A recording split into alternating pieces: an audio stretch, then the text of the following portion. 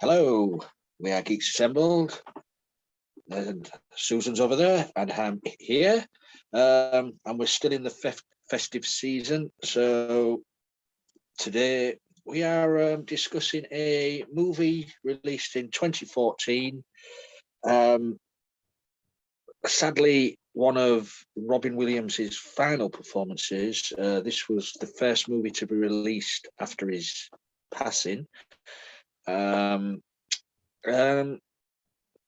go to Susan for your thoughts on this one. It's a Merry Friggin Christmas. That's the American title, of course. Us in the UK are more refined. Ours was called A Merry Miracle Christmas. So, I don't know. I think they took offence to the word friggin, but here we go. Susan, well, in in the UK, wouldn't it be called shagging or buggering? Yeah. Well, so it's just we're two nations separated by one language. Okay. This is, I think this was Robin Williams' last performance. The movie was dedicated to him, and it basically was the story of basically a dysfunctional family. The father was a ripe old alcoholic in his younger age, and was a draft dodger and wouldn't allow his children to have false notions. Explained to them right away that Santa was not real, and let it go at that. But then this Christmas that they're talking about here, his son Boyd was involved, was a high-powered person and worth lots of money, and decided, because his brother, can't remember what the brother's name was, his brother invited him to be the godfather of his child, that he would go to Wisconsin and go to mass and do that on Christmas Eve. I mean, it was Christmas Eve. And the brother got the child because his girlfriend at the time started going out with a guy in Mexico, ran away to Mexico, then came back with a kid and said, yeah, could you watch the child for a little while? And then just took off. I mean, this was dysfunctional family number one. It was amazing. It was really funny. It was heartwarming.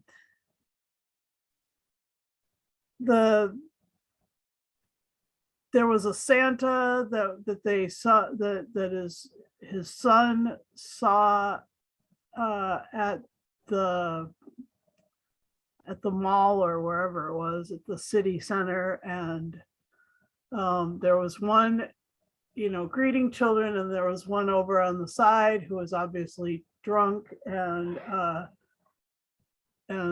the kid gave him $1, and then that Santa showed up later on in a bathroom across the state, and then that Santa showed up right in front of their truck as they run him over, and then that Santa doesn't suffer any injuries due to being run over by a truck, and ends up having what's it called, a snowmobile that looked like a sleigh, and they just piled all the people on it and all the presents, and took off to get to the Christmas morning.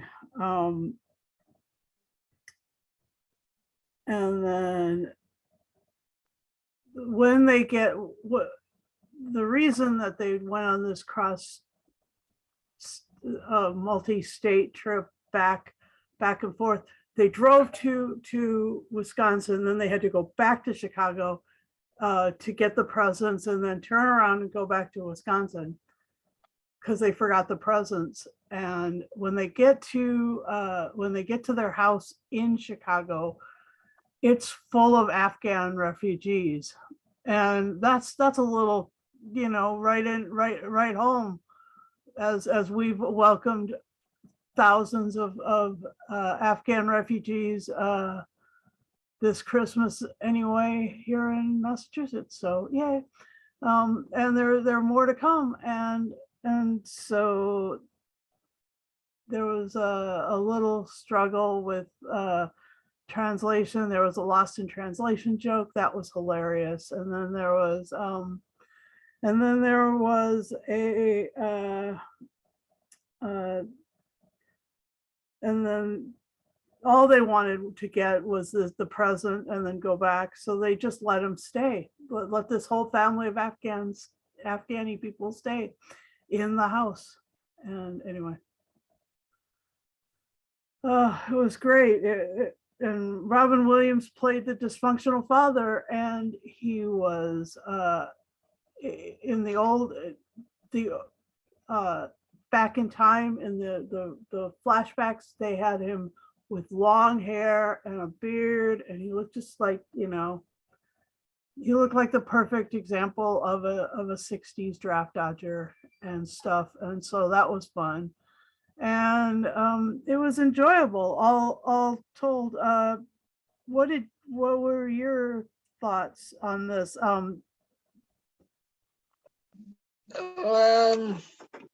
Well, it's a shame that this was one of his final performances, because I didn't rate it at all. Robin Williams in this, I know he was playing a dysfunctional family. Yes, it was played great. It was done really well. But to me, Robin Williams in this performance looked tired. He really did look tired. And to say that you had Robin Williams in a movie, you always look forward to watching it. Oh, Robin Williams, he does great performances. You know what I mean? He's over the top. No, he was wasted in this. Really was. So this was probably the very last thing that he ever did. His performance was not what you had expected. Okay. It was just by the book, in my opinion. There's a couple of other actors in this. I thought the performances were brilliant. The mother, Candice Bergman, the Robin Williams' wife, that performance was brilliant. Putting up with the dysfunctional family, her husband's alcoholism for so many years. That performance was brilliant. Also, you had Mark Prusk as the patrol trooper, catching him every time he was speeding. I like this actor because he appears in the TV series, the things we do in the shadows. In the shadows, yes. Oh, okay. He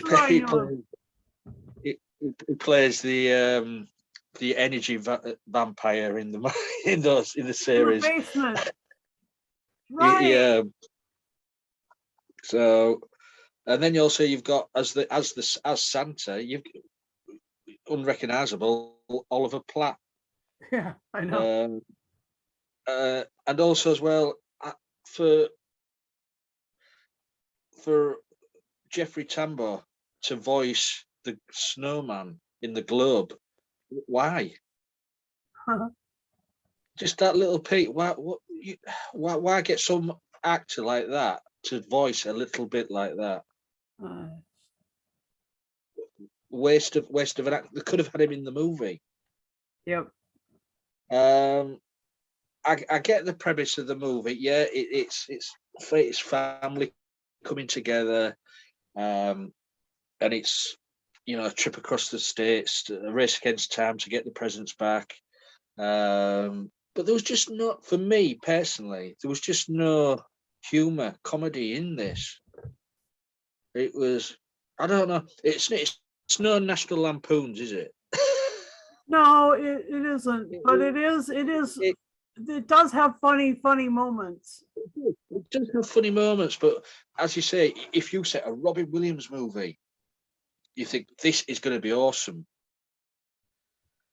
And it just wasn't for me. But I say there's little things here and there. What you think? Yeah, that was good. That was, but for me, this fell flat for me.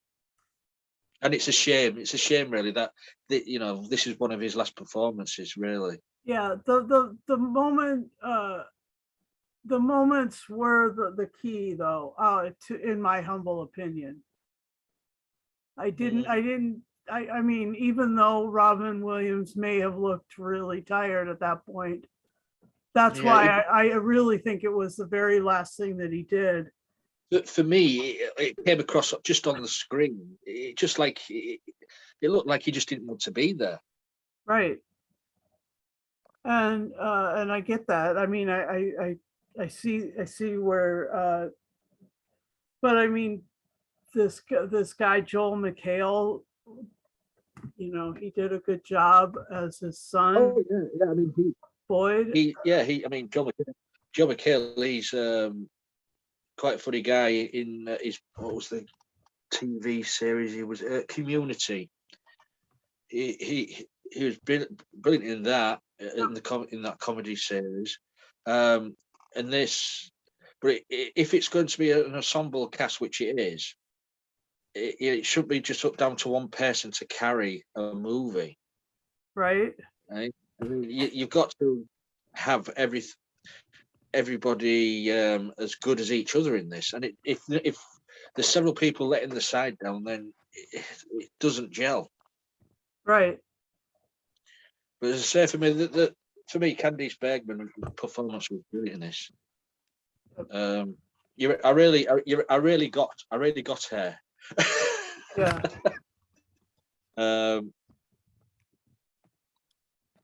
And the annoying relatives as well. I can understand that, because I think every family's got annoying relatives, young kids who are annoying at Christmas. Yeah. But yeah, that's my opening thoughts on that. But so moments, Susan, what do you think? I think that this was full of moments. The moment where Luann Mitchler, the daughter-in-law, and Candice Bergen's Donna Mitchler were getting drunk in the Yeah, that's a great attic, scene. and then the daughter-in-law falls to the floor wearing a helmet, so like she's okay. And then she spends all Christmas morning drunk, and so does. I think that's really funny. That's how I'm intended to be on Christmas Day. Okay, sounds good. And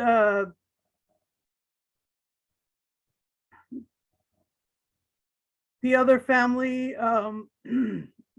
stars the woman who plays Beverly Goldberg and the Goldbergs, Wendy McClendon.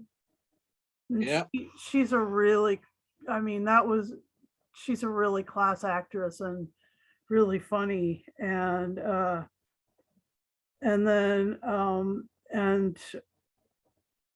another moment that's hilarious is where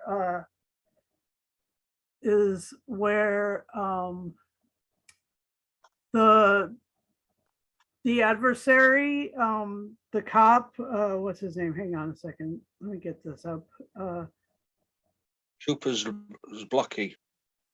Yeah, Trooper Zblocky, Mark Prosk again. Yeah. He was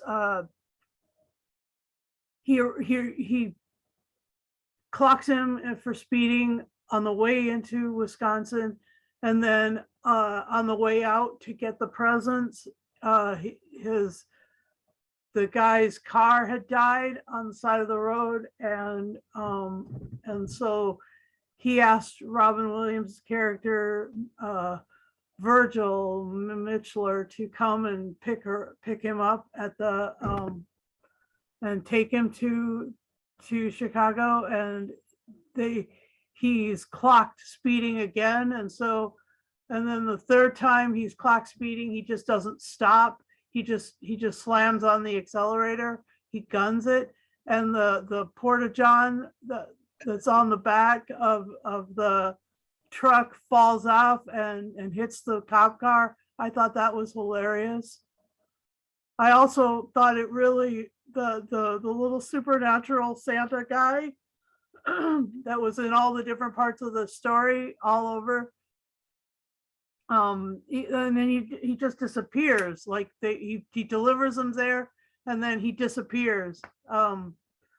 That was, I mean, that's really amazing. And to have him played by Oliver Platt. I mean, that was so great. And then I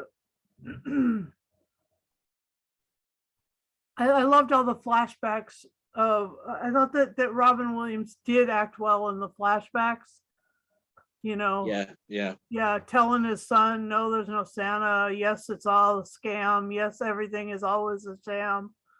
Yes, the whole government is out to get you. Yes, just run away from them. Yeah, all that stuff was, you know, that was just like, it was just nailed it the way someone who'd fought in Vietnam really reacts to a lot of stuff. And so that was definitely good. And the other thing that was really fun were the kids. The kids were great in this story. The one who really wants to believe all the time, Dougie, or what they call, the one they call Bug. And then the other kids, Vera and Rance and Pam and yeah, that's all of them. Yeah, all those kids were great. And the you know, yeah, so it was an enjoyable hour and a half, hour and 2/3. That was, and yes, I see your point about the modern. I think that what helped Robin get into character again, even though his depression was so big by that point, was the makeup and probably the makeup and the prosthetic hair, all that hair that they put on him. You know, I agree that those scenes with the flashback scenes were with him in it, you know, with the little kid, were really good, really good. Yeah. You got the feel of Robin Williams there. Yeah. So I think that the makeup helped get him into character. Otherwise, he was just himself, and he was just dealing with this, you know, full on head full of depression and clouds and stuff. And oh, who the hell knows? Poor guy. Anyway, yeah, it was tough to watch this last performance of his, though. And this is my first time seeing it. Was it your first time seeing it? Yeah, I've never heard of it before. Yeah, neither have I.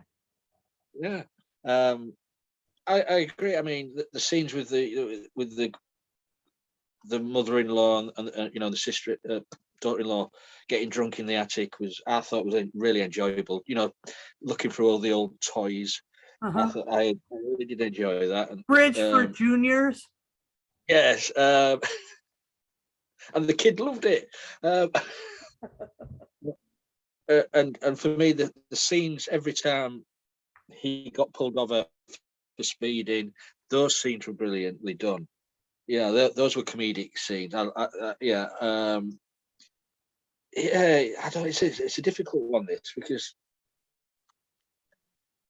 for me, it's the performance from Mr. Williams that's the one. What's the bugbear for me? Yeah, I know. It's because you know everybody loved Robin Williams, Yeah. and to have expectations of a movie and then look at how he was in this, I don't know.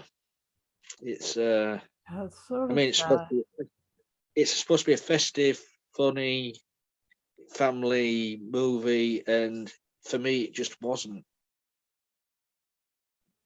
Yeah, I don't know. I mean, but what could the people do when they were making this? Because, as you say, you don't know what was going around in his head at the time. If you don't, Um, I mean, did the producer or directors take him to a side and say, come on, Robin, um, be yourself, be the Robin Williams we all know. Yeah. But I mean, he could have still played. Hindsight, of course, he could have still played the argumentative father who's had a grudge with his son, but he could have played it comedic as well. He Yeah. could have still done that, but it just wasn't there. No, Um, you're right. In hindsight, you're right. it was, but is that the fault of the director? Maybe. I mean, I'm not putting it. I can't really put I blame mean, on anybody. the script was good. There were good moments Yeah, there. the concept of the movie is a good concept. Yeah. It's the it. I don't, if your leading actor was down and not feeling it, for me personally, if I was the director, I would just take the leading actor aside and just have a chat, But I don't know if that ever happened on this set. I don't know. Or unless the director says to him, "Don't be Robin Williams. We want you to be grumpy all the way through it." I don't know. But say other scenes in it, I did like. Yeah, I mean, the scenes with where they ran over the Santa and they thought he was dead. And they were coming up with ideas how to dispose of a body. Yeah, burn him, Burn him, acid, burn him, bury him, cut him up. But he wasn't dead, of course. No, You can't kill Santa. even drunk Santa. Yeah, you can't. No. Anything else then? What we like So say about that this was movie? that was the miracle for the UK audience, was the Santa. Yeah. Well, this was it. I mean, for changing the title to Miracle. Yeah. The UK audience would have been quite confused, really. I suppose about what miracle. But I mean, I do prefer the very Merry Friggin Christmas. That's a brilliant title. Yeah. It's just for me personally, it's just a shame. It was quite lackluster. So, anything else you want to say about this movie, then, Susan? My green screen is acting weird. It's the Christmas spirit. Yep. Let me try and reset it. Just a moment.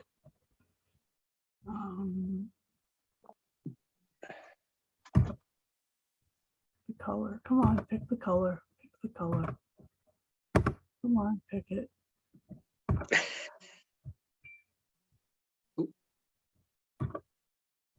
Did that work?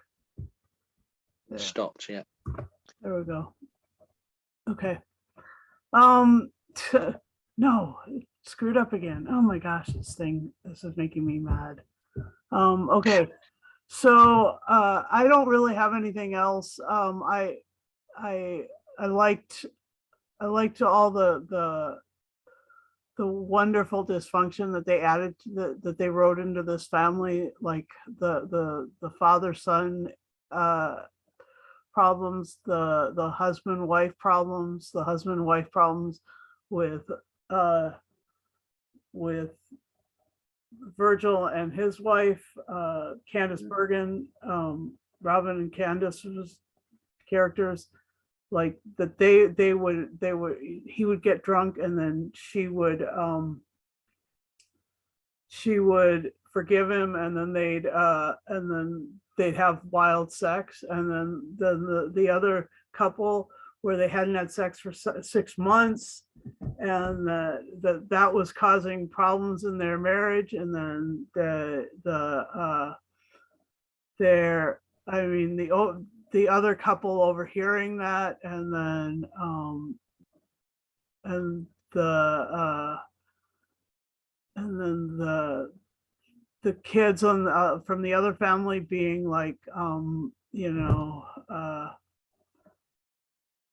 it's yeah, just being sort of like the worst kids ever, but not. Anyway, that was fun too.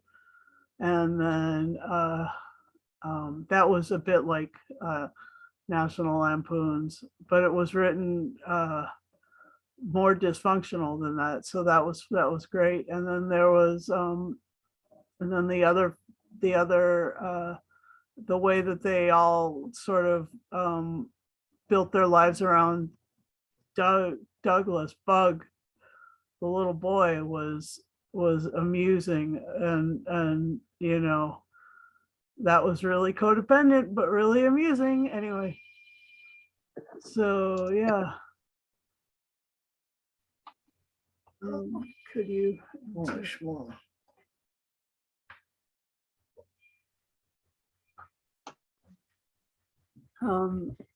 Anyway, like that was enjoyable.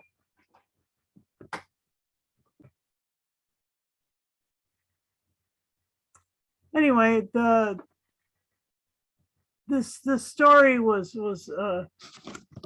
had so much great dysfunction in it. I just loved it. I just thought it was great.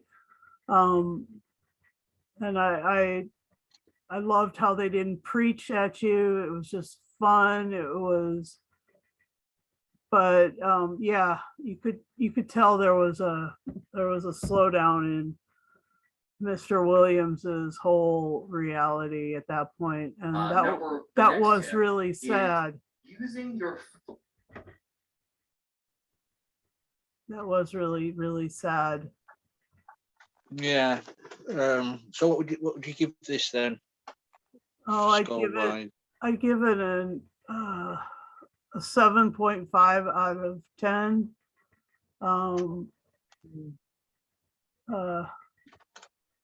Yeah, I there wasn't a lot of I mean, I won't run to watch this again.